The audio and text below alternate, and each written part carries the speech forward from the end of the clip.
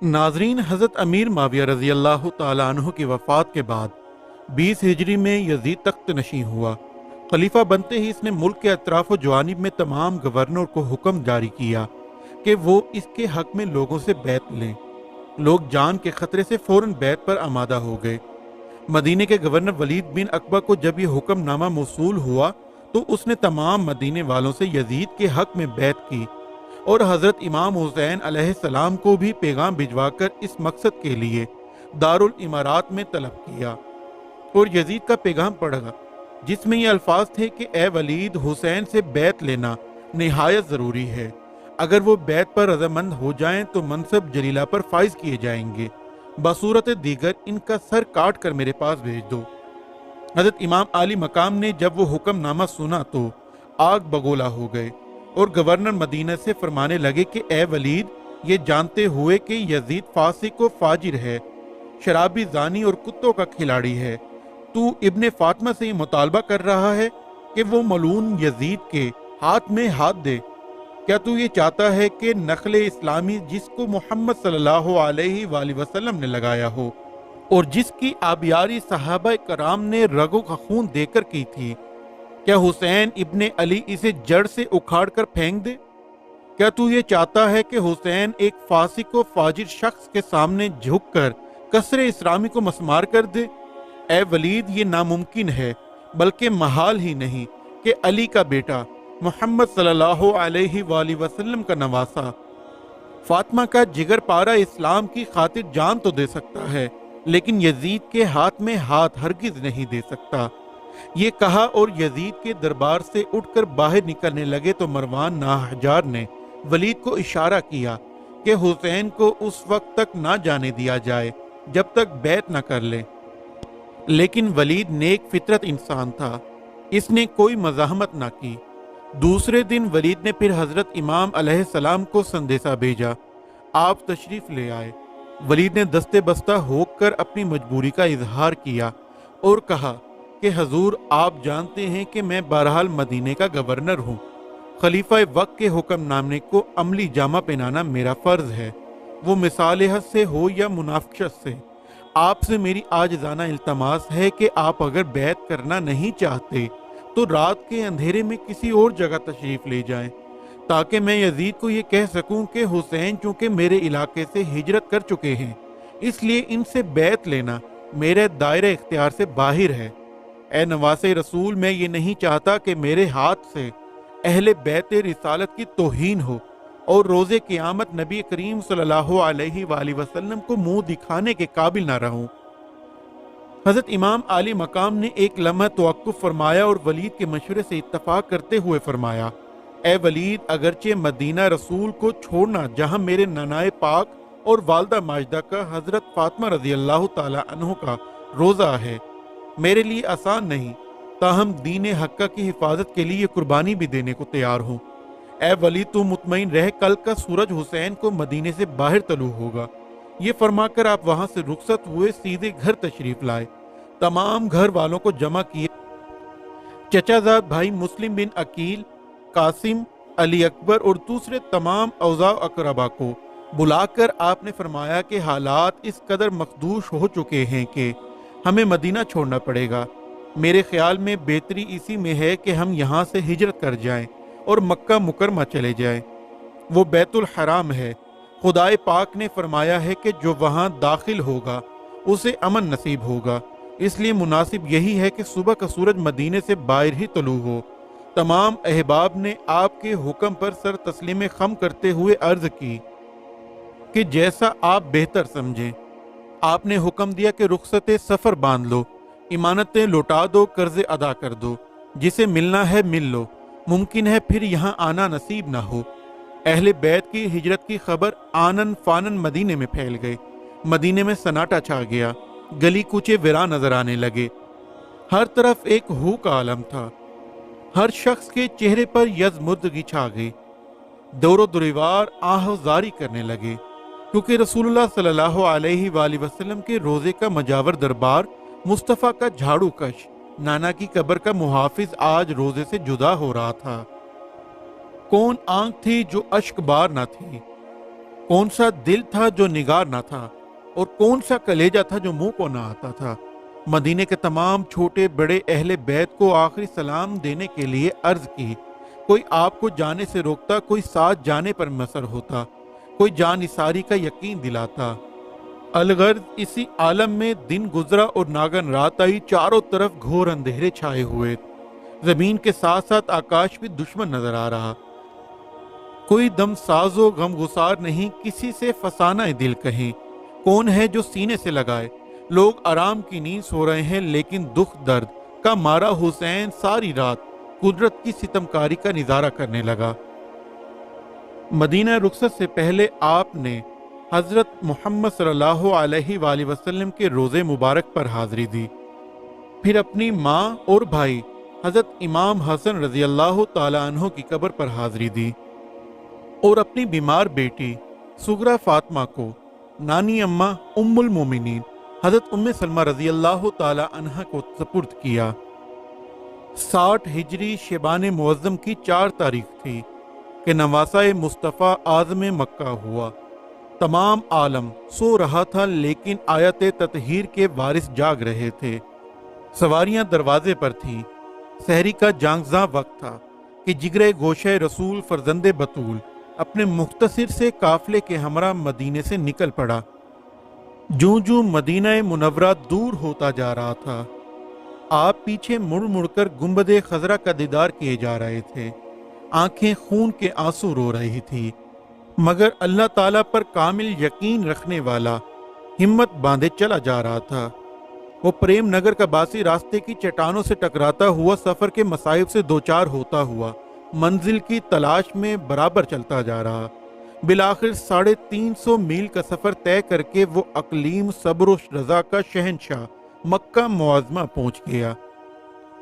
आप Medina Munawwara से हिजरत करके 60 हिजरी 16 शबान मुअज़्ज़म को अमन अमान से दारुल अमन मक्का मुअज़्ज़मा में दाखिल हुए।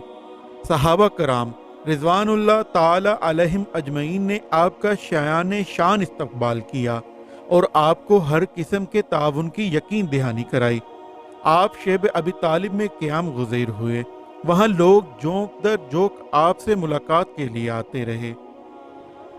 शाबान के बाद रमज़ान मुबारक, शवाल और ज़िकाद यानी 3.5 महीने आपने बड़े सकून और इत्मीनान से यहाँ बसर किए। इस दौरान में ना तो यजीद की जानिब से किसी किस्म की मुखालफत हुई और ना ही आपने इसकी मुखालफत में कोई अपना इकदाम किया। कूफा वालों को जब इस बात का इल्म हुआ कि इमाम हुसैन मक्का में तशरीफ़ ले आए हैं कि उन्होंने यजीद के खिलाफ इल्म बगावत बुलंद किया और अपनी राहबरी और रहनुमाई के लिए हज़रत इमाम हुसैन अलैहिस्सलाम की क़ियादत के तलबगार होकर इमाम आली मकाम की तरफ ख़त लिखने शुरू किए।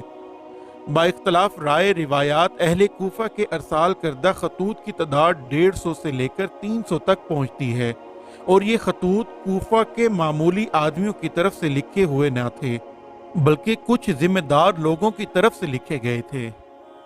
और इन खतूत में बार बार ये इसरार था कि आप हमारे पास पहली फुर्सत में कूफा तशरीफ़ ले आएं। हम जानो माल से आपके साथी हैं। आप आएं और यजीद की लादानियत से हमें बचाएं। अगर आप ना आए और हम इस शैतानियत का शिकार हो गए तो याद रखना क़यामत के रोज़ आपका दामन होगा और हमारा हाथ हम खुदा के हजूर में ये कहने में हक बजानिब होंगे कि हुसैन ने ये सब कुछ जानते हुए कि कौम गुमराही के सैलाब में डूब रही है, हमें संभाला न था। हमें जहन्नुम जाते हुए देखकर हुसैन मुस्कुराता रहा और हमारी बर्बादी पर कहके लगाता रहा। ये आखिरी खत था जिसका मजमून पढ़कर आप लरज़ गए और सोचने लगे कि अगर इस वक्त लोगों की रहनुमाई ना की गई तो यकीनन इन सब लोगों की गुमराही का बोझ मेरी गर्दन पर होगा। इन हालात में मेरा अब कूफा जाना और इनके ईमान की हिफाजत करना मुझ पर फर्ज हो गया है। चुनांचे आपने कूफा जाने का मौसम इरादा कर लिया। तमाम अहले बैत को साथ चलने का हुक्म दिया। जब आप इस इरादे का सहाबा कराम को इल्म हुआ तो सब ने मुतफिका तौर पर आपको कूफा जाने से मना किया और कहा कि मशहूर मकूला है कि कूफी ला यूफी, यानी कूफे वाले वफादार नहीं होते, इसलिए आप वहां ना जाएं। इन लोगों ने आपके वालिद माजिद हजरत अली करमुल्लाह वजह और आपके भाई हजरत हसन से जो कुछ किया था, क्या वो आपको याद नहीं? इसी तरह हजरत अब्दुल्ला इब्ने अब्बास, हजरत अब्दुर्रहमान बिन अबी बकर, हजरत अब्दुल्ला बिन उमर, हजरत जाबिर, हजरत अबू अल कुदसी और इनके अलावा बड़े बड़े किबराए ज़माना ने आपको कूफा जाने से रोका, लेकिन आप बार बार इन हजरात को कूफा वालों के खतूत दिखाते और फरमाते कि इन लोगों की मौजूदगी में वहां जाना मेरे लिए लाजमी हो गया है। जब आपने किसी की ना मानी तो हजरत अब्दुल्ला बिन उमर ने दस बस्ता होकर अर्ज की कि हजूर, अगर कूफा जाने का हतमी इरादा फरमा ही चुके हैं तो फिर भी मुनासिब है कि आप पहले अपना एक नाइब वहां रवाना करें, जो कि वहां जाकर हालात का जायजा ले और सूरत हाल अगर मुनासिब हो तो आपको बजरिया खत इतला दे। बसूरत दीगर आप हरगिज मक्का पाक से कदम न उठाएं।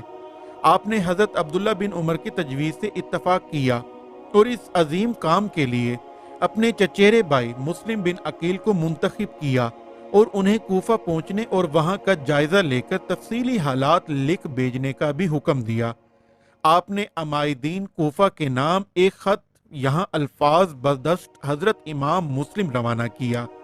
ए कूफा वालो, तुमने मुझे बुलाने के लिए सैकड़ों खतूत अरसाल किए हैं और मैंने इनमें से किसी एक की तरफ भी इल्तफात ना किया, क्योंकि मैं अब अपनी जिंदगी बैतुल्ला शरीफ से दूर रहकर गुजारना नहीं चाहता। लेकिन अब के तुम लोग यजीद की शिकायत लिखकर भेज रहे हो तो मैं इंशाअल्लाह अनकरीब कूफा आऊँगा। फिलहाल मैं अपने भाई मुस्लिम बिन अकील को अपना नाइब बनाकर भेज रहा हूँ। मेरे वहां पहुंचने तक यही कूफा मस्जिद में नमाज पढ़ाएंगे।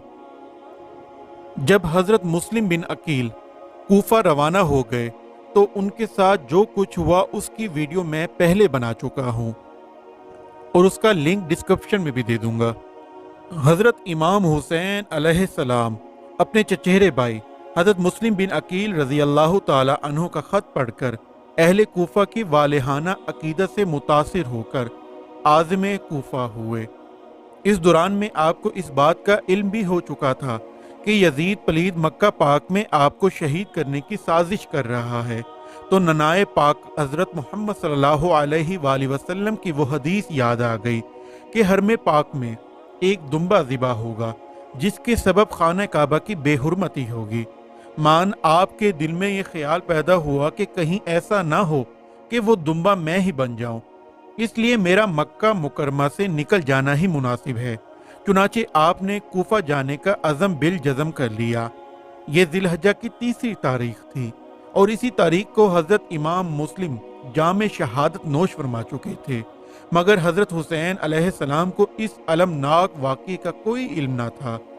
हजरत अब्दुल्ला इब्ने अब्बास रजी अल्लाह ताला अन्हु, जो कि इस वक्त खानदान रिसालत के सबसे ज्यादा मोहतरम और बुजुर्गों की उजड़ी हुई महफिल का आखिरी निशान थे, जब उन्हें हजरत इमाम आली मकाम रजी अल्लाह ताला अन्हु के इरादा सफर का हाल मालूम हुआ तो रोते हुए आपके पास तशरीफ लाए और सर पर दस्ते शफरत फेरते हुए फरमाया, ए हुसैन, ये क्या गजब कर रहे हो? देखो, कूफियों पर एतमाद ना करना और हरम पाक से बाहर कदम ना रखना, क्योंकि कूफी ला यूफी, कूफी किसी के साथ वफादार नहीं हो सकते। हजरत इमाम हुसैन रजी अल्लाह ताला अन्हु ने मुस्कुराकर जवाब दिया, ए चाचा जान, आप ये कैसी बातें कर रहे हैं? मुझे तो भाई मुस्लिम का खत आया है कि ये लोग बहुत मुती हैं और अब तक 30,000 की बैत हो चुकी है। हजरत इब्ने अब्बास रजी अल्लाह ताला अन्हु फरमाने लगे, देखो बेटा, तुमने मुझसे ज्यादा जिंदगी के नशेब व फराज नहीं देखे। इन बदबख्तों का फिर भी एतबार ना करना। देखो, इन्होंने तुम्हारे वालिद अली से कैसा सलूक किया और तुम्हारे भाई हसन को कैसे धोखा दिया। अब ये लोग तुम्हें भी अपने दाम फरेब में झांसा देने लगे हैं, इसलिए तुम वहां जाने का इरादा तर्क कर दो। इमाम आली मकाम बोले, चचा जान, आप क्या फरमा रहे हैं? मुझे मालूम है कि इस वक्त आप ही मेरे शफीक और खैर ख्वाह हैं।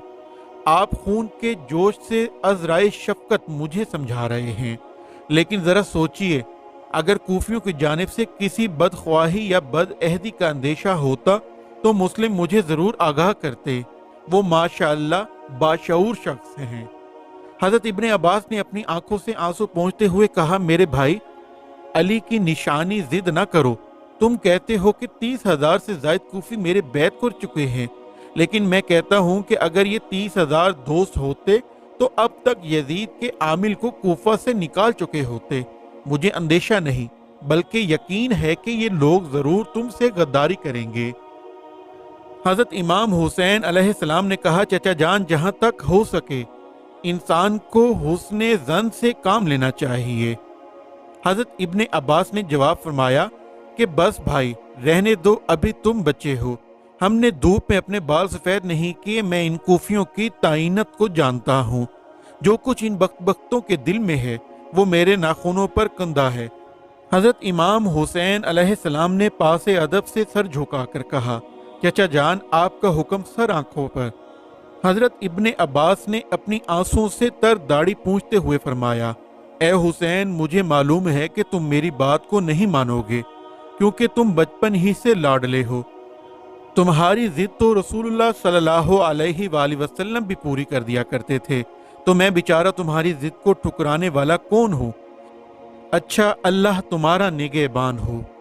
आप इमाम हुसैन को खुदा हाफिज कहकर अब्दुल्ला इब्ने जुबैर के पास आए और आकर गुस्से से बोले, ए अब्दुल्ला, हुसैन को सफर के लिए तूने वर्गलाया है? अब्दुल्ला बिन जुबैर ने जवाब में कहा, जी नहीं, मैंने तो हर चंदा उन्हें वहां जाने से मना किया। हजरत अब्दुल्ला इब्ने अब्बास बोले कि अब जाकर इन्हें क्यों नहीं रोकते। हजरत इब्ने जुबैर उसी वक्त उल्टे पांव इमाम आली मकाम की खिदमत अकदस में हाजिर हुए और अर्ज की, या हजरत, आपको कूफियों पर कामिल एतमाद है जो आप वहां जाने का इरादा कर बैठे हो। जब से आप मक्का मुअज़्ज़मा तशरीफ लाए हो, मैं बराबर इसरार कर रहा हूं कि मुसलमानों की इमारत कबूल फरमाइए। जब आपने बराबर इनकार फरमाया तो मैंने महज इसलिए कि यजीद पलीद के खिलाफ मुसलमानों को मुश्तम्मा न किया जाए, इसलिए खलीफे का तकर्रुर जरूरी है, इन लोगों से अपनी बैत ले ली है। मैं आपके होते हुए इस मनसब जलील का हरगिज अहल नहीं हूँ। अगर आपको खिलाफत मकसूद हो तो मक्का मुअज़्ज़मा से बाहर कदम न रखें। मैं इसी वक्त आपके दस्ते अक़दस पर बैत करता हूँ। हजरत इमाम हुसैन ने फरमाया, ए इब्ने जुबैर, मुझे किसी किस्म की इमारत या खिलाफत की कोई हाजत नहीं। मैं शहादत चाहता हूँ और इसी गर्ज से मैं इराक की तरफ जा रहा हूँ। इतने में आपके भाई मोहम्मद बिन हनीफा आ गए और कहने लगे, आपने मोहम्मद बिन हनीफा से फरमाया कि मुझे शहादत की हाजत इराक की जानिब ले जा रही है। दूसरे, मुझे वालिद मोहतरम ने नाना पाक की एक हदीस भी सुनाई थी कि एक वक्त ऐसा भी आएगा जब खाने काबा में एक मेंढा ज़िबा होगा जिससे हरम की बेहुरमती होगी। मैं नहीं चाहता कि वो मेंढा मैं बनूं, इसलिए मेरा यहाँ से कूच करना निहायत ज़रूरी है। जुल्हिज्जा का महीना था। मुख्तलिफ मुकामात से मुसलमान फरीज़े हज की अदायगी और काबा अल्लाह के तवाफ़ की गर्ज से आ रहे थे, लेकिन ये सच्चा परस्तार हक के शहादत कुबरा के काबा मुअज़्ज़मा का तवाफ करने पर बुलाया जा रहा था। हाजी ज़ियारत काबा का सदका चंद जानवरों की कुर्बानी से अदा करने के लिए आ रहे थे, लेकिन ये अकलीम सब्र रज़ा का ये गलीम पोश ताजदार अपने काबा मकसूद की ज़ियारत करने के लिए अपनी औलाद और जाने अजीज की कुर्बानी पेश करने को जा रहा था। आप एक छोटे से काफले के हमरा कूफे की जानिब रवा हो रहे थे। इस काफले में बच्चे भी थे, बूढ़े भी, औरतें भी थी, माँ सिवाय सुगरा फातिमा के जिसे आप मदीना मुनव्वरा छोड़ कर आए थे। रवाना होने से कबल हजरत इमाम आली मकाम काबतुल्लाह में हाजिर हुए। जानिसारान जो आपके हमरा थे उनकी कुल तादाद 72 थी और अहले बैते अतहार जो आपके हमरा थे उनकी तादाद सिर्फ 21 थी। हजरत अब्दुल्ला इब्ने उमर जो महज मदीना शरीफ से मक्का पाक हजरत इमाम हुसैन से मुलाकात की गर्ज से आए थे, जब उन्हें मालूम हुआ कि आप बिमाए अहले बैत कूफा रवाना हो चुके हैं तो उल्टे पांव आपके पीछे दौड़े और दूसरी ही मंजिल पर आपको जा लिया। सलामो अदब बजा लाने के बाद अर्ज की, या हजूर, क्या आपको कूफियों की बदअहदी और बेवफाई से खबर नहीं? ये तो वही लोग हैं जिन्होंने आपके वालिद मोहतरम हजरत अली करीमुल्लाह वजह को धोखा दिया और आपके भाई हसन के साथ गद्दारी की और आज आपको भी अपने दामे फरेब में लेने की कोशिश कर रहे हैं।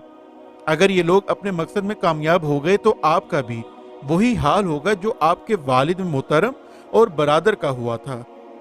आप अब्दुल्ला इब्ने उमर रज़ी अल्लाह तआला अन्हु की ये तकरीर सुनकर आप दीदा हो गए, लेकिन हसूल शहादत के सबब आपने ये दरख्वास्त भी मंसूर न फरमाई। इस पर हजरत इब्ने उमर ने असरार किया और रोते हुए कहा, ए जोए शहादत, मैं तुझे खुदा को सौंपता हूँ। ये कहकर आप मक्का मुकरमा तशरीफ ले आए। नाज़रीन, हजरत इमाम हुसैन अलैहिस्सलाम मुकाम सोलबा पर पहुंचे और कुछ दिन वहां क़याम करने का तहैया फरमाया। वहां आपकी मुलाकात अरब के मशहूर शायर फरजोक से हुई, जो मुख्तलिफ मुकामात की सेहत करता हुआ आ रहा था। आपने उसे कूफे के हालात दरिया फरमाए तो उसने अर्ज की, जब मैं कूफे में क़याम पजीर था तो हजरत मुस्लिम वहां पहुंच चुके थे और लोग जोक दर जोक उनके हाथ पर बैत कर रहे थे। बात के हालात के मुतालिक मैं कुछ नहीं जानता, अलबत्ता उस वक्त मैंने ये अंदाज़ा लगाया था कि कूफा वालों के दिल तो आपके साथ हैं, मगर तलवारें यजीद के साथ हैं। आप ये सुनकर खामोश से हो गए। सोचा कि कल अगली मंजिल पर पहुंचेंगे तो कोई सही सूरत हासिल होगी।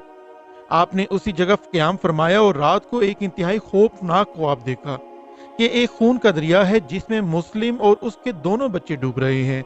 ये ख्वाब क्या था? दरूद आलम का एक पैगाम था।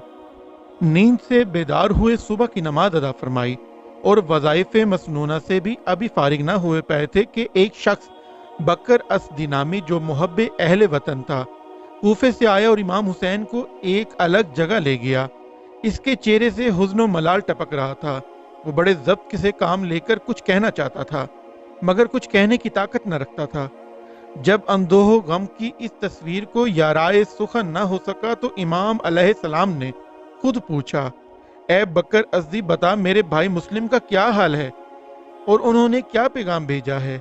बकर अज़दी ने हजरत मुस्लिम का खून आलूद कुर्ता सामने कर दिया और आह भरकर जमीन पर गिर पड़ा। इमाम आली मकाम सारा मामला समझ गए और भाई की शहादत का सुनकर आंखें पत्थर आ गईं और सुन होकर नीचे गिर पड़े। कुछ वक्फे के बाद होश आया और बकर अज़दी से मुस्लिम की शहादत का पूरा वाकया सुना और जुबान से इन्ना लिल्लाहि व इन्ना इलैहि राजिऊन के तराने गाने शुरू कर दिए।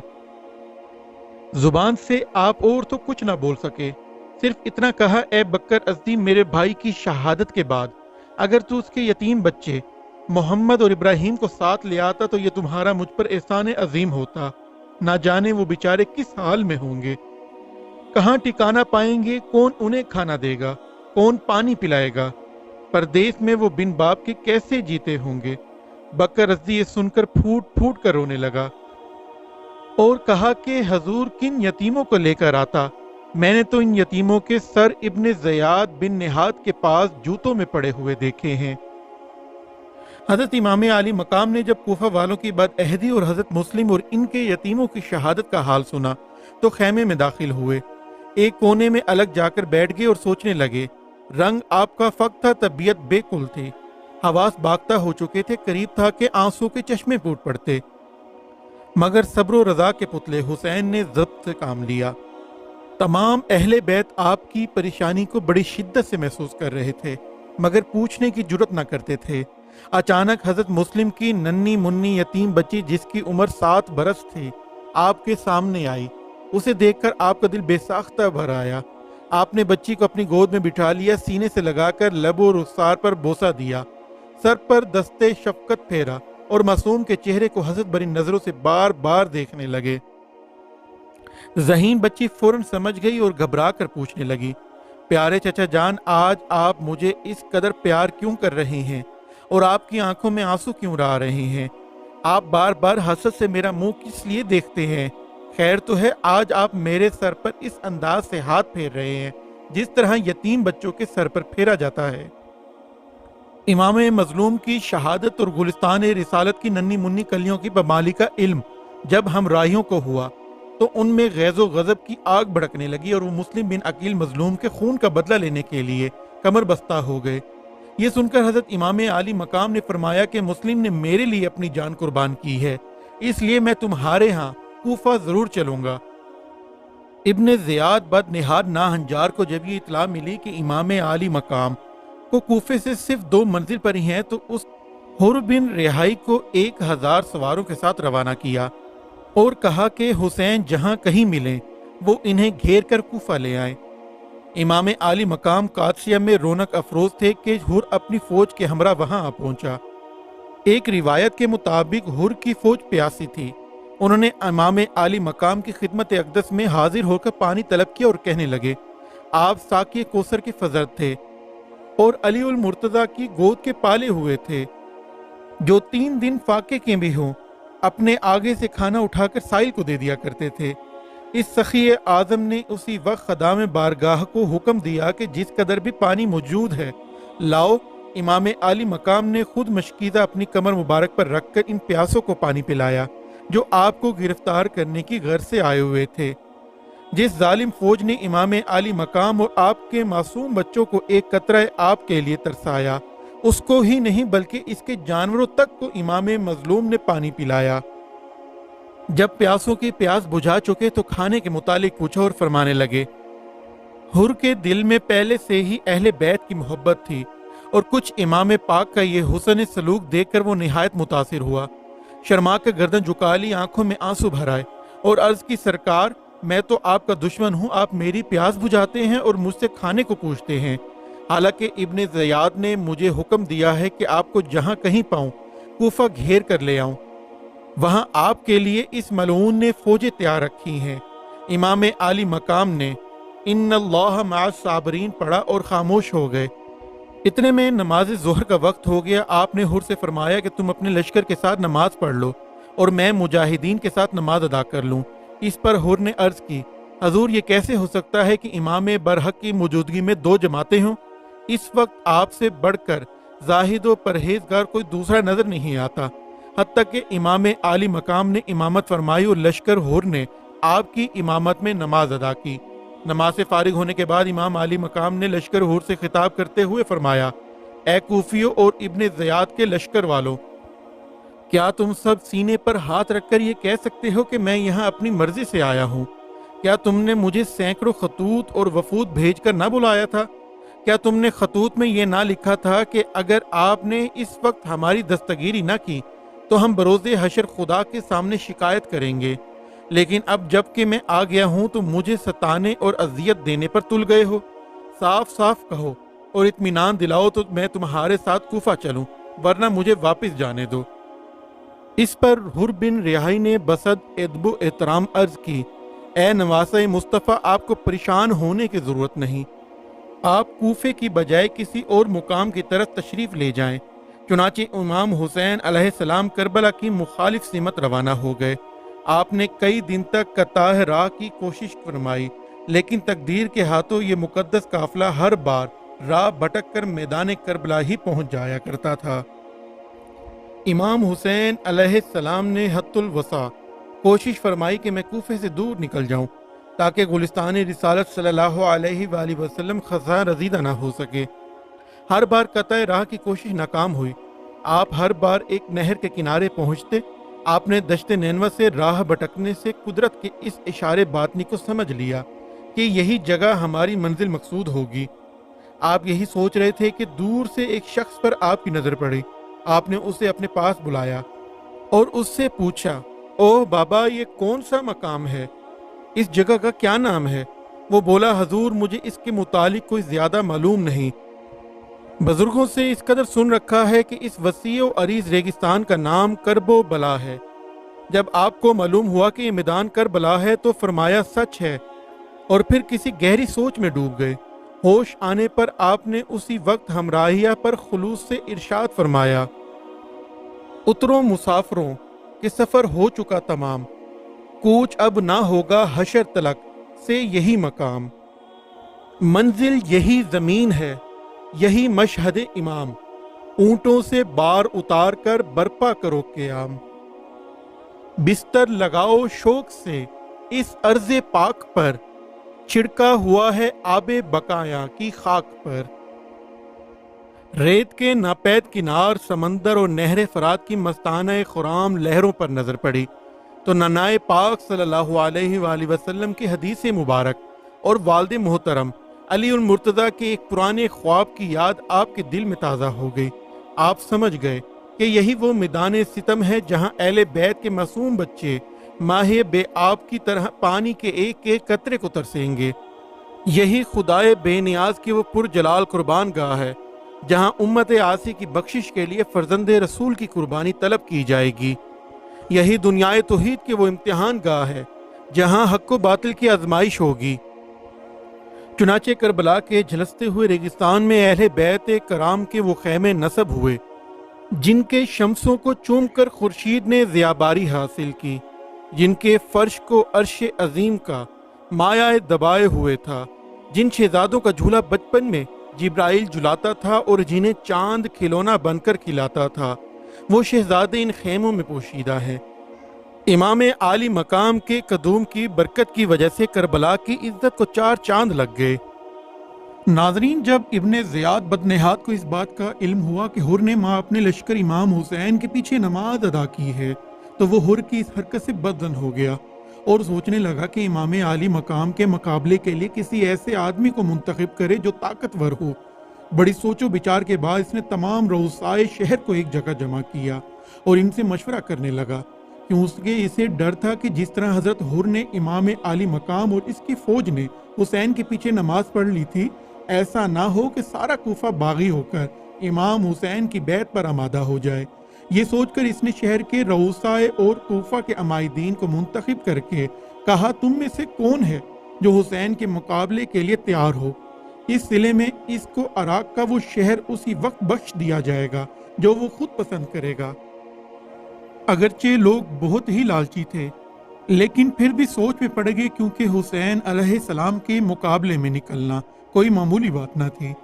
لوگ کتنے گئے گزرے ہی صحیح، لیکن نواسۂ رسول صلی اللہ علیہ وآلہ وسلم کے قتل کرنے کے لیے نکلنا ان کے لیے کوئی معمولی کام نہ تھا۔ ابن زیاد نے 3 مرتبہ اسی سوال کو دہرایا مگر کوئی جواب نہ ملا، سب خاموش رہے۔ آخر سوچتے سوچتے اس کی نظر عمرو بن سعد پر پڑی جو فاتح ایران کے بیٹے تھے اور رسول اللہ صلی اللہ علیہ وآلہ وسلم کے قرابت دار تھے۔ سعد بن ابی وقاص حضرت صلی اللہ علیہ وآلہ وسلم کے وہ جلیل القدر صحابی ہیں جنہوں نے کسرا کا تاج چھین کر اسلام کے قدم ملا ڈالا، عراق و عجم کے ظلمت قدوں میں توحید کی روشنی پھیلائی۔ یہ وہ خوش نصیب صحابی رسول ہیں جنہیں حضور صلی اللہ علیہ وآلہ وسلم نے جنت کی خوشخبری سنائی تھی، اور ایک جنگ میں جب حضرت سعد تیر اندازی کر رہے تھے تو حضرت صلی اللہ علیہ وآلہ وسلم نے انہیں دیکھ کر یہ الفاظ فرمائے تھے، اے سعد تیر چلا، تجھ پر میرے ماں باپ قربان ہوں۔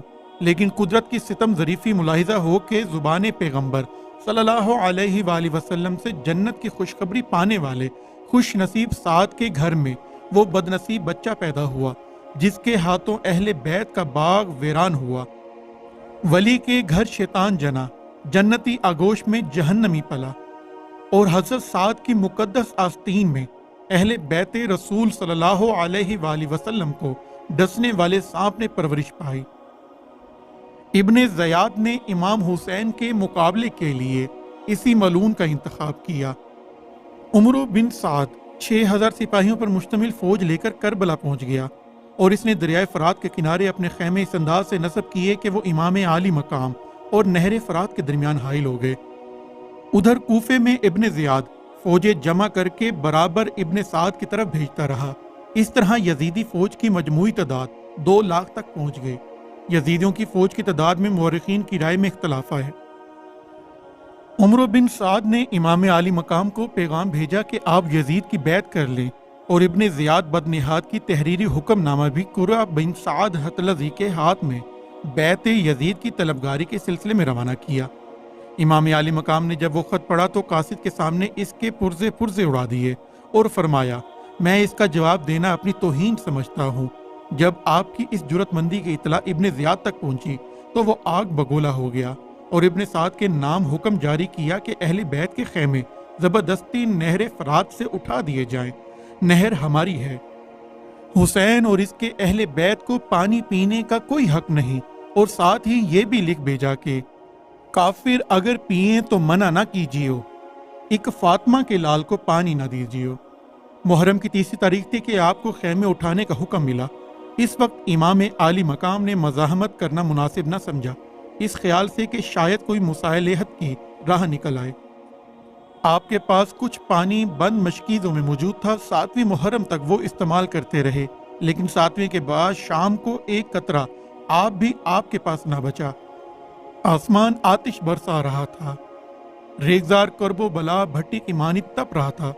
امام عالی مقام نے سوچا کہ اس حالت میں کنواں کھدوایا جائے، لیکن کوشش کے باوجود کنواں کھودنے پر پانی کا ایک قطرہ بھی دستیاب نہ ہو سکا۔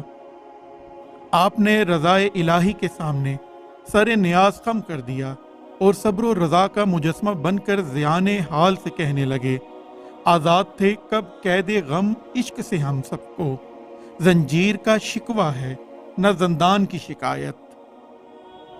حضرت امام عالی مقام نے خیمے میں جا کر دیکھا کہ خواتین کا پیاس سے برا حال ہے، بچے تڑپ رہے ہیں، شیر خوار بچے بلک رہے ہیں، تو خود باہر نکلے اور عالم بے قراری میں حضرت عباس کو حکم دیا کہ تم 30 سوار اور 20 پیدل لے کر دریا پر پہنچو، مشقیں ساتھ لے جاؤ اور جتنا پانی ممکن ہو لے آؤ، اور کسی کی پرواہ نہ کرنا۔ حضرت عباس حکم پا کر مردانہ وار آگے بڑھے۔ کسی ملعون کی جرت نہ ہوئی کہ حضرت عباس کے سامنے آ سکے۔ حضرت عباس پروانہ وار آگے بڑھتے رہے۔ عمر بن سعد جو وہاں پیرے پر تھا، مزاحمت کی تو حضرت عباس علمدار نے اسے وہاں سے ہٹا دیا۔ سوار مقابلہ کرتے رہے اور پیدل نے مشقیں بھر لیں۔ یہ فقید المثال جرت دیکھیے کہ جب تک پانی کی مشقیں خیموں تک نہ پہنچی، حضرت عباس علمدار سواروں کے ساتھ لبے دریا کھڑے رہے۔ جس وقت حضرت عباس علمدار ساتھیوں سمیت مشکیزوں میں پانی بھر لانے میں کامیاب ہو گئے اور ابن سعد کا لشکر انہیں روکنے میں ناکام رہا، تو خیام اہل بیت میں خوشی و مسرت کی ایک لہر دوڑ گئی۔ سب نے وضو کیے، مصلے بچھائے اور سر بسجود ہو گئے۔ رات کا وقت سر پر آیا تو امام عالی مقام نے بطور اتمام حجت ابن سعد سے گفتگو کرنا چاہی۔ چنانچہ آپ نے ایک قاصد کے ذریعے ابن سعد کو بلوا بھیجا، وہ چند آدمی لے کر آ گیا۔ ادھر امام عالی مقام حضرت عباس اور علی اکبر کو ہمراہ لے کر ملاقات کے لیے وہاں پہنچ گئے۔ آپ نے ابن سعد سے فرمایا، اے ابن سعد، بہت افسوس ہے کہ تم حضرت سعد کے بیٹے اور میرے قرابت دار ہو کر مجھے قتل کرنے کے لیے میدان میں نکل آئے ہو۔ مجھے معلوم ہے کہ تم دنیا کے لالچ میں پھنس کر ایسا کر رہے ہو، لیکن یاد رکھو یہ دنیا فانی ہے، تمام مال و دولت یہیں رہ جائیں گے۔ لیکن وہ بدبخت بولا، میں مجبور ہوں، اگر میں نے ابن زیاد کے حکم کی تعمیل نہ کی تو وہ میرے محلات منہمد کر دے گا۔ پھر آپ نے فرمایا، مجھے چھوڑ دو، میں کہیں چلا جاؤں تاکہ وقتیہ کے کوئی مناسب صورت نکل آئے۔ اب ابن سعد بھی دل سے نہیں چاہتا تھا کہ حضرت امام حسین کو شہید کیا جائے، بلکہ وہ چاہتا تھا کہ کوئی ایسی صورت نکل آئے جس سے مصالحت ہو جائے۔ ابن سعد نے کچھ دنوں کے لیے لڑائی ملتوی کرنے کا حکم دے دیا، اس خیال سے کہ شاید افہام و تفہیم سے کوئی صورت نظر آ جائے کہ ملک رے کی سلطنت بھی میرے ہاتھ لگے اور حسین کے خون سے بھی میرے ہاتھ لال نہ ہوں۔ تاہم وہ حکومت رے کے خون اہل بیت پر فوقیت دیتا تھا، مگر امام عالی مقام کی تقریر اور قرابت داری کی وجہ سے وہ جنگ ٹالنے پر اس انداز سے راضی ہوا کہ شاید بغیر جنگ کام نکل جائے۔ اس لیے وہ آخر وقت تک لیت و لال کرتا رہا، مگر اس کے لشکر میں ایک جرنیل شیطان فطرت شمر نامی موجود تھا، جو مکاری اور خباثت میں ابن زیاد سے کم نہ تھا۔ اس ظالم نے جو ملاقات کا حال سنا تو فوراً ابن زیاد کو اطلاع دے دی۔ ابن زیاد نے یہ اطلاع پاتے ہی عتاب آلودہ فرمان جاری کیا، جس میں لکھا تھا، اے ابن سعد، میں نے تمہیں حسین سے لڑنے کے لیے بھیجا ہے، مشورہ اور مصابحت کے لیے نہیں، اور نہ ہی تمہیں یہ اختیار دیا ہے کہ تم ان کے حمایتی بن کر وقت کو بڑھاتے اور ٹالتے رہو۔ اس کے علاوہ ابن زیاد نے ابن سعد کو یہ بھی لکھ دیا کہ اگر تم لڑنا نہیں چاہتے تو رے کی سند واپس دو اور لشکر کی سپہ سالاری شمر کے سپرد کر دو۔ جب ابن سعد کو شمر کی اس خباثت کا علم ہوا تو اس نے اسے بلایا اور کہنے لگا کہ بدبخت شمر، تو نے اطلاع کر کے اپنی شیطانیت سے سارا بنا بنایا کھیل بگاڑ دیا ہے، ورنہ مجھے باہمی صلح کی پوری توقع ہو چکی تھی۔ جھگڑا ختم ہو جاتا اور ہم سب گناہ اور رسوائی سے بچ جاتے، خدا کی قسم میں حسین کو تجھ سے زیادہ جانتا ہوں، اس کے سینے میں ایک خوددار دل دھڑک رہا ہے، وہ جان دے دیں گے مگر یزید کی بیعت کبھی نہیں کریں گے۔ یہ بات سن کر شیمر سے اور تو کوئی جواب نہ بن پڑا۔ کہنے لگا ابن سعد ان باتوں کو چھوڑو اور یہ بتا کہ حسین سے لڑنا ہے یا نہیں، نہیں تو رے کی سند اور سپہ سالاری میرے حوالے کر دے۔ ابن سعد کا ضمیر ملامت کر رہا تھا، آن کی آن کے لیے اس کے قلب سیاہ میں نور ایمانی کی ایک چمک پیدا ہوئی اور چاہا کہ یہ سب کچھ چھوڑ کر الگ ہو جائے، مگر جاہو حشمت کی تیز و تند ہوا سے وہ چراغ گل ہو کر رہ گیا۔ بولا کیا کروں، رے کی حکومت مجھے کچھ نہیں کرنے دیتی، تم پیدل کی نگرانی کرو اور باقی سب کام میں خود سر انجام دوں گا۔ جب محرم الحرام شریف کی 9ویں رات آئی تو ابن زیاد نے ابن سعد کی طرف ایک سخت حکم نامہ جاری کیا، جس کی عبارت یوں تھی کہ اے ابن سعد، اگر تو نے مستعدی سے کام نہ لیا اور جنگ میں دیر کی تو تیرا گھر کھدوا کر پھینک دوں گا، تیری بیوی اور بچوں کو زندہ درگو کر دوں گا۔ ابن سعد یہ فرمان سن کر خوف زدہ ہو گیا۔ اگرچہ شام ہونے کو تھی لیکن ابن سعد نے اسی وقت اپنی فوج کو حملے کی تیاری کا حکم دے دیا۔ اس روز اتفاق سے امام عالی مقام کی آنکھ لگ گئی تھی۔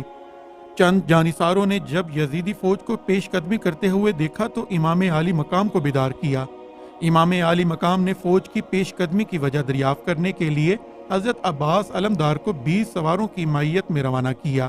جب حالات کی اچانک تبدیلی کا انکشاف ہوا تو آپ نے ابن سعد سے کہا کہ مجھے جنگ سے احتراز نہیں، لیکن ایک بات ہے۔ ابن سعد کی دریافت کرنے پر آپ نے فرمایا اگر ممکن ہو تو صرف ایک شب کی مہلت دے دو، یہ شب عاشورہ ہے جسے ہم عبادات و نوافل میں گزاریں گے اور اپنے اللہ سے توبہ و استغفار کریں گے۔ ابن سعد کو اب تو کچھ کہنے کی جرت نہ ہوئی۔ فوج کی رائے دریافت کی تو ملعون شمر فوراً چلا اٹھا، کہنے لگا کہ ہم ایک شب کیا ایک لمحے کی بھی مہلت نہیں دیں گے۔ یہ سن کر ابن شیبان کندی اور بقول باز عمرو بن حجاج کی غیرت نے جوش مارا اور شمر ملعون سے کہا تجھے شرم نہیں آتی، حالانکہ تو ان کا قریبی رشتہ دار بھی ہے؟ تیری فسادت قلبی اس حد تک بڑھ چکی ہے کہ تم ابن رسول اللہ کو ایک رات کی مہلت دینا بھی گوارا نہیں کرتے۔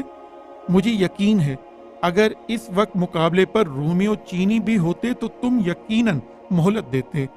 اتنے میں ساری فوج کے دلوں کی حالت بالکل بدل گئی۔ انہوں نے ہتھیار پھینک دیے اور کہنے لگے ہم ایک قدم بھی آگے نہ بڑھیں گے۔ یہ دیکھ کر ابن سعد گھبرا گیا اور سوچنے لگا اگر میری فوج نہ لڑی تو سارا الزام مجھ پر عائد کیا جائے گا۔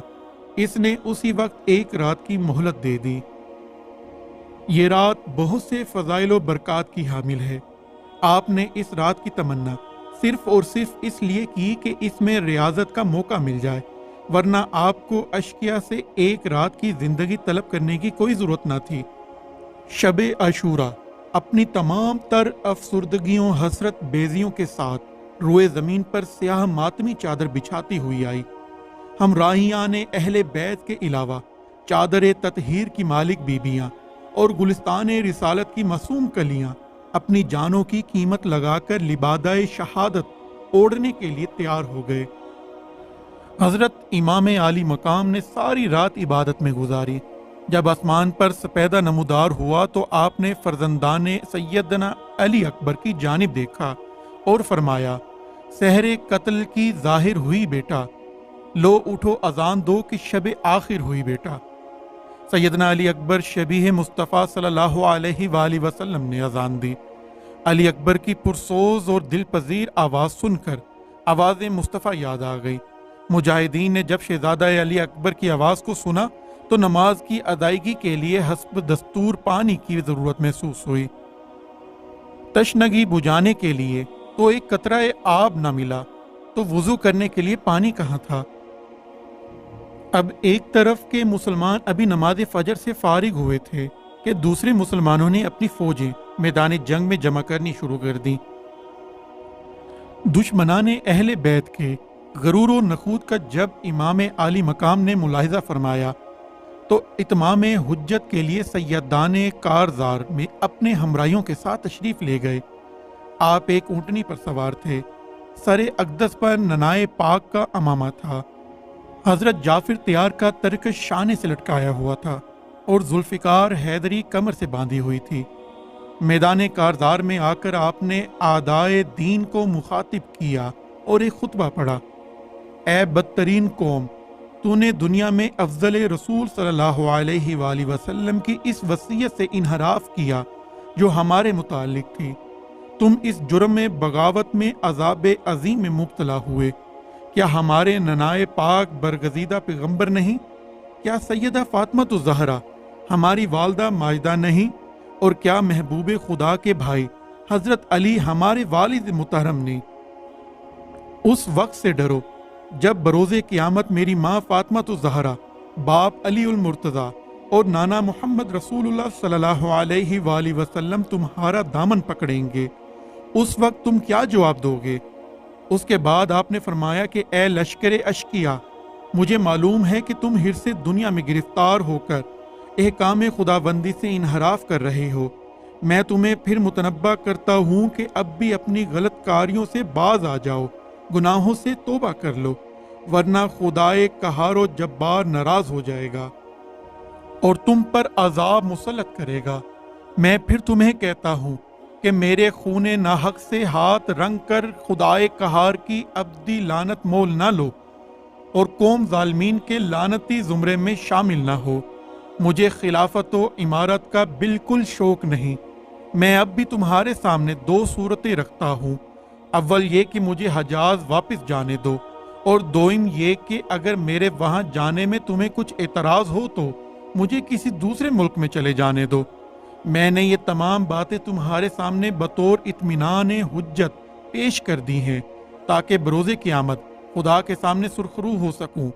इमाम आली मकाम की ये तकरीर सुनकर लश्कर अशकिया खामोश हो गया, लेकिन इब्न साद शकी ने बुलंद आवाज़ से कहा कि ए हुसैन, हम तुम्हारे हस्बो नसब, शान व शौकत, जाहो हशमत से बखूबी वाकिफ़ हैं, लेकिन हमारा मुतालबा सिर्फ ये है कि तुम खलीफा वक्त यजीद की बैत कर लो, वरना लड़ाई के लिए तैयार हो जाओ।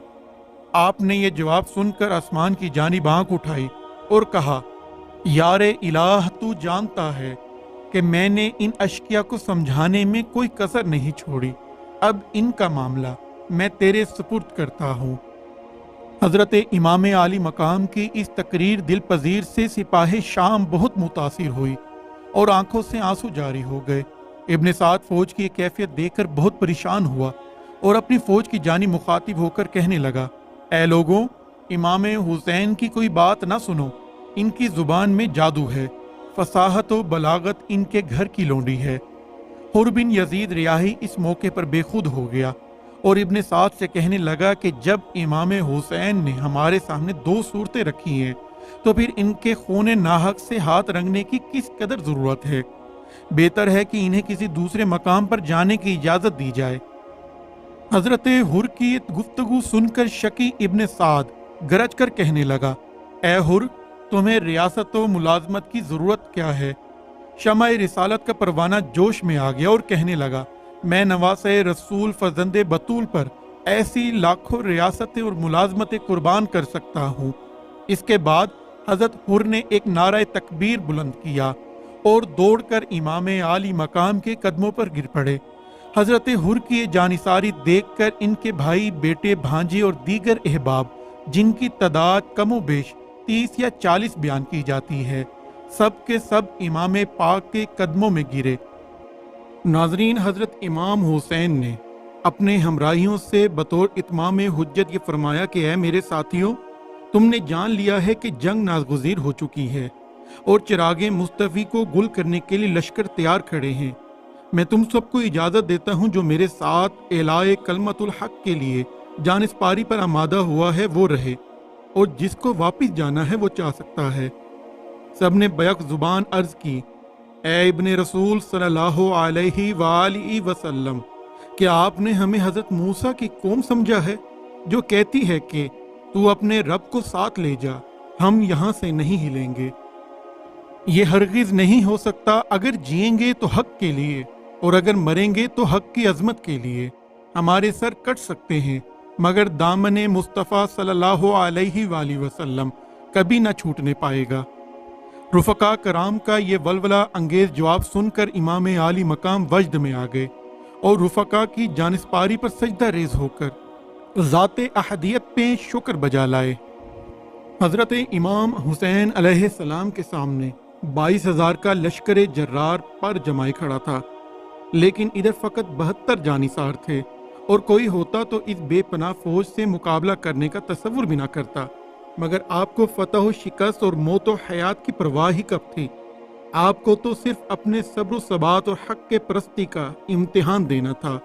ये जुर्रत हक ही के अंदर होती है कि सिर्फ 72 अफराद 22,000 से टकरा कर जंग बदर की याद ताज़ा करते हैं, क्योंकि इन्हें मौत भी हयात नजर आती। हज़रत इमाम हुसैन अलैहिस्सलाम खुद मैदान जंग में जाने के लिए तैयार हो गए, लेकिन गुलामान बावफा हज़रत ज़हीर और हज़रत हुर्र रज़ी अल्लाह ताला अन्हो दस्ते बस्ता होकर अर्ज करने लगे कि हजूर आप हमारे जीते जी कभी भी मैदान में नहीं जा सकते। आपसे इजाज़त लेकर ये दोनों मुजाहिदीन इकट्ठे मैदान में निकले और अशकिया को पुकारा। हज़रत हुर्र को देखकर यजीदियों के हौसले पस्त हो गए, क्योंकि आप यजीदियों की फौज ही के राजदान और बहुत बड़े जर्नैल थे। इब्न साद ने हुक्म दिया कि इन दोनों के मुकाबले के लिए कम से कम 200 आदमी जाएं। हुक्म पाते ही 200 अशकिया के जमे गफीर ने हमला कर दिया। ये जानिसारान अहले बैत इनके हमलों का बराबर जवाब देते हुए आगे बढ़ते गए और मैदान कारजार में शमशीर के जोहर दिखाकर दादे शुजात देते रहे। आपने यजीदियों के बड़े बड़े सरदारों को वासले जहन्नुम किया, जिनमें यजीद बिन सुफियान एक बहुत बड़ा जर्नेल शामिल था। इब्न साद ने जब जंग का नक्शा देखा तो 500 तीर अंदाजों को आगे बढ़ने का हुक्म दिया। चारों तरफ से तीरों की बारिश हो रही थी। हजरत हुर का जिस्म मुबारक जख्मों से चूर चूर था। आप घोड़े से गिरने लगे तो अपने सामने हजरत ज़हीर के टुकड़े उड़ते हुए नजर आए। इस वक्त हजरत हुर पर गशी तारी हो गई, घोड़े से नीचे गिर पड़े।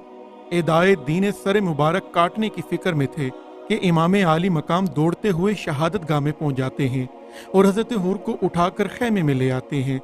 आपका सर दानों पर रखा, दामन से पेशानी का खून पूंजने लगे कि इतने में हजरत हुर ने आंखें खोली तो अपना सर फर्जंदे रसूल की आगोश में पाया। अपने मुकद्दर पर नाजा होकर जुबाने हाल से कहने लगे, तकिया तेरे जानों का मुयस्सर हुआ आका, जरा था ये अब मोहरे मुनव्वर हुआ आका। ये कहा और जुबान पर कलमा पाक जारी हुआ। एक हिचकी आई और हजरत हुर ने अपनी जाने आफरी के सुपुर्द कर दी। इन्ना लिल्लाही व इन्ना इलैहि राजिऊन। जानिसारान हुसैन में इस वक्त तक कम बेश 60-65 के करीब मनसब शहादत पर फाइज हो चुके थे। जब हजरत इमाम हुसैन के दीगर बरादरान मनसब शहादत पर सरफराज हो चुके तो हजरत अब्बास अलमदार ने दस्ते बस्ता होकर मैदान में जाने की इजाज़त तलब की। इमाम पाक अब्बास का ये मुतालबा सुनकर मबहूत होकर रह गए और बिला मुबालगा दिल पर चोट सी लगी, कलेजा मुंह को आ गया। बड़ी मुश्किल से आवाज़ बजा लाए। बड़ी मुश्किल से जब हजरत अब्बास रजी अल्लाह ताला अन्हु को इमाम पाक ने मैदान जंग में जाने की इजाज़त दे दी तो आप खुशी से फूले न समाए कि आज शुजात हैदरी दिखाने का मौका मिलेगा। नाजरीन, जब हंगामा एक कारजार गर्म था तो चारों तरफ अचानक अंधेरा फैल गया और इस अंधेरे में से दहशतनाक मुहिब शक्ल घोड़े पर सवार एक शख्स इमाम आली मकाम के पास आया, जिसका सर घोड़े की तरह और पांव ऊंट की मानिंद थे। इसने पास आकर कहा, आप पर, आपके नाना पर और आपके माँ बाप पर सलाम हो। मैं आपकी खिदमत के लिए हाजिर हुआ हूँ। आपने फरमाया, इस शक्ल में तू कौन है जो हम बेकसों की मदद के लिए आया है? उसने कहा, ए फर्जंदे रसूलुल्लाह, मैं जिनों और परियों का शहनशाह हूँ। मेरा नाम जाफिर जाहिदी है। आपके वालिद माजिद ने हम जिन्नों को जुल्फ़िकार हैदरी की ज़र्ब से मुसलमान करके मेरे माँ बाप को जिन्नों की बादशाही का ताज पहनाया था। अब मैं अपने लश्कर की हमरा आपकी खिदमत के लिए हाजिर हुआ हूँ। मुझे हुक्म दें ताकि मैं इन जालिम यजीदियों से मुकाबला करके इन्हें नेस्तो नाबूद कर दूं। रहमतुल आलमीन के नवासे ने फरमाया, ए जाफिर, मैं तुम्हें इस लड़ाई की इजाज़त नहीं दे सकता। एक तो इसलिए कि मुझे अपने नानाए पाक के हजूर जल्दी जाना है और दूसरा इसलिए भी कि तुम्हें आदमियों से लड़ाई की इजाज़त देना नाइंसाफ़ी होगी, क्योंकि तुम तो लोगों को देखते हो लेकिन लोग तुम्हें नहीं देख सकते। वो जिन बड़ा समझदार था, कहने लगा, हजूर, क्या जंगे बदर में मलाइका कराम आसमान से ना उतरे थे? اور انہوں نے کفار کا مقابلہ نہ کیا تھا، جبکہ فرشتے تو بدر والے کفار کو دیکھتے تھے اور کفار فرشتوں کو نہ دیکھ سکتے تھے۔ آپ نے فرمایا تمہاری دلیل بالکل درست ہے، لیکن میں تجھے ایک نظارہ دکھاؤں۔ اسی وقت آسمان کی طرف سے سر اٹھایا، تمام حجابات سماوی منکشف ہو گئے۔ کیا دیکھتے ہیں کہ ننائے پاک حوض کوثر پر حضرت علی، حضرت فاطمہ اور دیگر اہل بیت منتظر کھڑے ہیں۔ جنوں کا سردار جعفر زاہدی یہ تمام نظارہ دیکھ کر حیران رہ گیا اور اقلیم صبر و رضا کے تاجدار دوش رسول کے شہ سوار کی قدم بوسی کرتا ہوا واپس چلا گیا۔ اسی طرح اچانک ایک نورانی صورت والا شخص نمودار ہوا اور دستے بستہ ہو کر کہنے لگا، السلام علیکم، اے رسول اللہ کے بیٹے، میں تمہاری خدمت کے لیے حاضر ہوا ہوں۔ آپ نے آنکھیں کھولی اور پوچھا، تم کون ہو؟ اس نے عرض کی، میں وہ ہوں جو آپ کو بچپن میں گود کھلایا کرتا تھا، اپنے کندھوں پر اٹھایا کرتا تھا، تمہارا جھولا جھلایا کرتا تھا۔ میں آب حیات کا وارث خضر ہوں۔ یہ آب حیات کے چند قطرات ہیں، انہیں نوش فرما لیجئے، اس کے پینے سے حیات جادواں نصیب ہوگی۔ حضرت امام عالی مقام نے کہا، اے خضر واپس چلے جاؤ، مجھے زندگی کی بالکل آرزو نہیں۔ پھر آپ نے آسمان کی جانب اشارہ کیا تو تمام حجابات قدرت چھٹ گئے اور حوض کوثر سامنے نظر آنے لگا۔ خضر یہ دیکھ کر حیران رہ گئے کہ ساری کائنات کے والی، فخر دو جہاں، باعث کون و مکان حضرت محمد صلی اللہ علیہ وآلہ وسلم مع حضرت علی، حضرت فاطمہ اور دیگر اہل بیت اپنے نورانی ہاتھوں میں جام کوثر لیے ہوئے حسین کا انتظار کر رہے ہیں۔ خضر یہ منظر دیکھ کر اس صبر و رضا کے پیکر، خلق مصطفی کے مظہر علی کے فرزند فاطمہ کے دل بلند امام دو جہاں کو سلام کر کے یہ کہتے ہوئے رخصت ہو گئے۔ ناظرین، حضرت امام حسین علیہ السلام کا جسم مبارک زخموں سے چور ہو چکا تھا کہ اچانک ذرا بن تمیمی ملعون آیا اور ظالم نے بائیں شان مبارک پر ایک کاری ضرب لگائی۔ اسی طرح ایک ملعون نے ایک ایسا تیر تاک کر مارا جو آپ کی پیشانی مبارک میں پیوست ہو گیا، جس کی تاب نہ لاتے ہوئے آپ دڑام سے گھوڑے سے زمین پر آ گئے۔ یہ منظر دیکھ کر شمر پکارا، مبارک ہو، حسین ابن علی گھوڑے سے نیچے گر پڑا ہے۔ فرشتوں نے آواز دی، ارے ظالم، حسین بن علی نہیں گرا بلکہ عرش کا تارا ٹوٹ کر زمین پر گر گیا ہے۔ سنان بن انس آگے بڑھا اور سینے اقدس پر اس زور سے نیزہ مارا جو جسم اقدس کو چیرتا ہوا زمین میں پیوست ہو گیا۔ اشکیا نے آپ کے گرد گھیرا ڈال دیا اور امام مظلوم پر وار کرنے لگے۔ شمر ظالم آگے بڑھا اور سینہ مبارک کے قریب بیٹھا۔ امام دو جہاں نے آنکھ کھولی اور پوچھا، تو کون ہے؟ بولا، میں شمر ہوں اور سر لینے آیا ہوں۔ آپ نے فرمایا، اپنی چھاتی سے ذرا قمیض اٹھا، کیونکہ رات خواب میں مجھے نانا پاک نے بتایا ہے کہ اے حسین، کل بوقت نماز جمعہ تو میرے پاس ہوگا اور تیرا قاتل مبروس ابلک کتا ہوگا۔ جب شمر نے قمیض اٹھائی تو آپ نے برس کے داغ دیکھے تو فرمایا، میرے نانا پاک نے سچ فرمایا تھا۔ امام عالی مقام نے فرمایا، اے شمر، آج کون سا دن ہے؟ کہنے لگا، جمعۃ المبارک ہے اور یوم عاشورہ ہے۔ فرمایا، او شمر، تمہیں شرم نہیں آتے کہ علماء اس وقت میرے نانا کے منبر پر خطبہ دے رہے ہیں اور تو اس کے گلے پر تلوار لیے بیٹھا ہے جس کو نانا پاک چوما کرتے تھے اور بوسے دیا کرتے تھے۔ اس وقت میری داہنی جانب حضرت یحییٰ علیہ السلام کھڑے ہیں، پیچھے ہٹ جا اور مجھے نماز ادا کرنے دے۔ شمر نے نماز ادا کرنے کی مہلت دے دی۔ آپ کو وضو کا خیال آیا مگر پانی کہاں سے دستیاب ہوتا، تو فوراً خدا تعالیٰ کا حکم سامنے آ گیا کہ اگر پانی میسر نہ آئے تو پاک مٹی سے تیمم کر لو۔ آپ نے تیمم فرمایا، قبلہ رخ ہوئے، نماز شروع کی اور سر بسجود ہو گئے۔ ظالم شمشیر براں ہاتھ میں لیے سر پر کھڑا تھا اور دوش پیغمبر کا مکیں خاتم نبوت کا نگیں شاہ دنیا دین کا بارگاہ خداوندی میں نماز عشق ادا کر رہا تھا۔ سجدہ لمبا ہو گیا، شمر صبر نہ کر سکا۔ ظالم نے اس گردن پر جو بوسہ گاہ رسول تھی شمشیر آبدار رکھ کر ضرب لگائی۔ اس ظالم نے 32 جھٹکے لگائے۔ امام عالی مقام کے منہ سے 70 مرتبہ آہ نکلی اور ہر آہ کے ساتھ نانا پاک کی امت کی بخشش کی دعا نکلتی تھی کہ اس ملعون سنگ دل شکی نے آخر ایک ایسا بھرپور وار کیا کہ 10 محرم الحرام بروز جمعۃ المبارک بوقت نماز ظہر آپ کا سر اقدس تنہ اطہر سے جدا ہو گیا۔ شہادت کے وقت آپ کی عمر مبارک 56 برس 5 ماہ اور 5 یوم تھی۔ انا للہ و انا الیہ راجعون۔ شہادت امام حسین علیہ السلام کے بعد قہر الہی کی کچھ جھلکیاں اس طرح ملتی ہیں کہ جمیل بن مرہ سے روایت ہے کہ امام پاک کے جو اونٹ یزیدی پکڑ لے گئے تھے، جب انہیں ذبح کر کے کھانے لگے تو گوشت اس قدر کڑوا ہو چکا تھا کہ کوئی یزیدی نہ کھا سکا۔ ام المومنین حضرت ام سلمہ فرماتی ہیں کہ رسول اللہ صلی اللہ علیہ وآلہ وسلم کی وفات کے بعد میں نے کبھی جنوں کے رونے کی آواز نہ سنی تھی۔ جب 10ویں محرم آئی تو میں نے اچانک جنوں کو روتے ہوئے سنا۔